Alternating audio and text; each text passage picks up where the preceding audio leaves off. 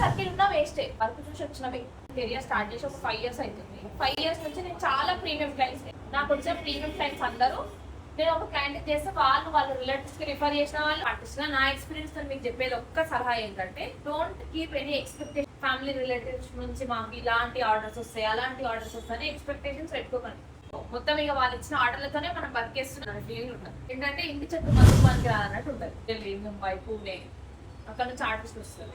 వాళ్ళ package starts from 30,000 ఉంటుంది. ఎందుకు వాళ్ళంత ఎక్స్పెన్సివ్, ఎందుకు మనం బడ్జెట్ ఫ్రెండ్లీలో ఇస్తాం. వాళ్ళు hair, makeup, sari, photography, travelling charges అట్లా 5 ఆబ్జెక్ట్స్ కి వాళ్ళు పే చేస్తారు.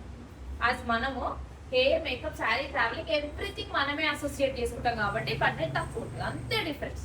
ఇప్పుడు టెక్నిక్స్ మన టెక్నిక్స్ సేమ్. మనం ఇంటర్నేషనల్ బ్రాండ్సే వాడతాం, వాళ్ళు ఇంటర్నేషనల్ బ్రాండ్సే వాడతాం కాబట్టి బడ్జెట్ లో చేస్తున్నాం వాళ్ళు అంతే. పెద్ద సలూన్కి వెళ్తే ఏం చేస్తారు, మీకు ఏ పని మీద వెళ్ళిరో ఆ పని చేసుకొని పైసలు కట్టి వస్తారు.